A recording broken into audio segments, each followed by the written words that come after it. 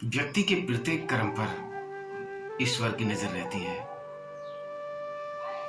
भगवान अपने भक्तों का ध्यान स्वयं रखते हैं।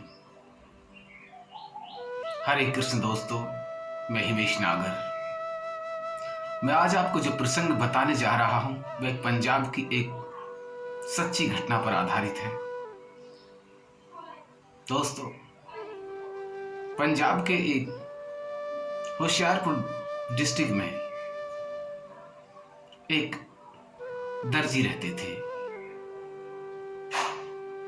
भगवान के प्रति उनकी गहरी श्रद्धा थी।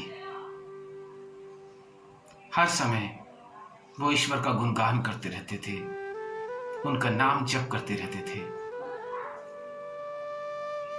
सुबह के समय ज्योत जलाना, आरती करना, पूजा करना, ये उनका कार्य था। और फिर अपने काम से लग जाया करते थे।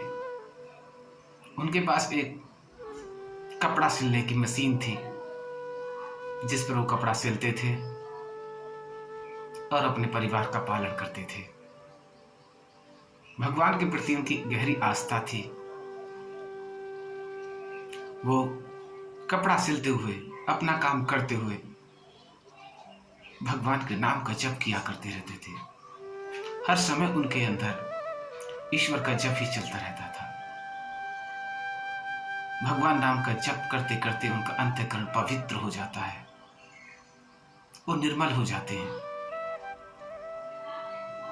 अब उनके पड़ोस में एक मुस्लिम परिवार रहता था, जिनमें से एक व्यक्ति उनसे बहुत ईर्ष्या जलन करता था।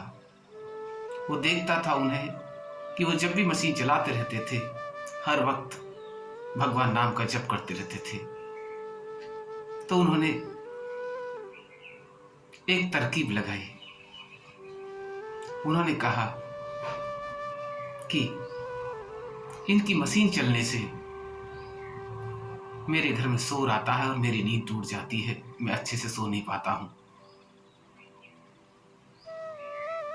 उसने एक दिन क्या काम किया कि जैसे ही वो दर्जी रामदास किसी काम के लिए बाहर गए हुए थे, जाकर के वो उनकी मशीन को चुरा लाता है कि अब उनकी मशीन भी नहीं रहेगी और ना ही अब वो नाम जप कर पाएंगे। और अपनी ईर्ष्या का बदला उन्होंने ले लिया, क्योंकि भगवान के वो अनन्य भक्त थे रामदास जी। जब वो घर पर आए, उन्होंने अपनी मशीन को चारों तरफ ढूंढा, लेकिन कहीं दिखाई नहीं दी। वो भगवान से कहने लगे, मेरा तो एक यही सहारा है, एक यही सहारा है परिवार को पालने का। प्रभु, जैसी तेरी इच्छा, जो कुछ करेगा वो तू ही तो करेगा। तू ही देने वाला है, तू ही लेने वाला है। कहते हैं जब भगवान के प्रति सच्चा प्रेम होता है ना, तो हर कोई श्रद्धा से भरा हुआ होता है। सब कुछ उनके लिए ईश्वर ही लेने वाले होते हैं और ईश्वर ही उनको देने वाले होते हैं। जब उनके अंदर ऐसा भाव आ जाता है, समझो ईश्वर को समर्पित हो जाते हैं। दोस्तों, ऐसा ही कुछ रामदास भी पूर्णतः समर्पित हो गए। क्योंकि गरीब व्यक्ति थे, भगवान के नाम का जप करते थे, तो भगवान कैसे उन्हें निराश कर सकते थे। जब कोई भक्त भगवान की भक्ति करता है, ईश्वर की भक्ति करता है, तो एक समय आता है कि वो उसकी परीक्षा भी जरूर लेते थे। मानो ये उनकी परीक्षा ही चल रही थी। जब उन्होंने ऐसा कहा कि जो कुछ लेने वाला है, देने वाला सब प्रभु तू ही है, तेरी मर्जी, जैसा तू करे। अब स्वयं भगवान सोचते हैं, वो नारायण सोचते हैं, अरे ये क्या हो गया मेरे भक्त के साथ। और ये तो स्वयं कह रहे हैं कि तू ही लेने वाला है, तू ही देने वाला है, तू ही सब कुछ करने वाला है। मेरे भक्त की मशीन तो कहीं और है, उसके लिए कुछ तो मुझे करना पड़ेगा। क्योंकि जब हम भगवान के नाम का जप करते हैं, भगवान नाम का सिमरण करते हैं, तो भगवान भी हमें याद करते हैं। हम जिसका चिंतन करते हैं ना, वो भी हमारा चिंतन अवश्य ही करता है। भगवान ने एक तरकीब सोची। उसने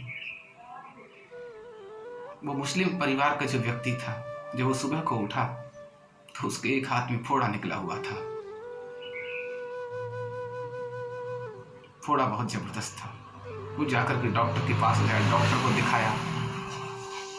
डॉक्टर ने कहा कि ये फोड़ा तो बहुत ही घातक है, लेकिन मैं आपको दवाइयां दे रहा हूं, शायद ठीक हो जाए। ऐसे कहकर दवाई लेकर के वो चले जाते हैं। कुछ दिन बाद फिर जाता है, दिखाता है कि फोड़ा तो कुछ सही हो जाता है और उसको फिर वापस दवाई देकर भेज दिया जाता है। लेकिन जो अगली बार आता है डॉक्टर के पास तो कहता है, डॉक्टर देखो, एक फोड़ा सही हुआ नहीं और मेरे दूसरे हाथ में भी एक फोड़ा निकल गया है, इसको भी सही कीजिए।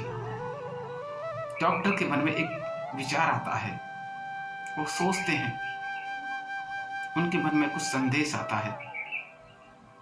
वो उनको पास बुलाते हैं, कहते हैं कि फोड़ा तो बहुत घातक है, ये शायद मेरी दवाइयों से ठीक ना हो, क्योंकि एक को मैं पहले से ही देख चुका हूं, दूसरा आपका ही हो गया है। अगर आप बुरा ना मानो तो एक बात आपसे पूछूं। और अपने पास बुलाकर उनसे बोलता है कि एक बात बताइए, क्या आपके हाथों से कोई पाप तो नहीं हुआ है?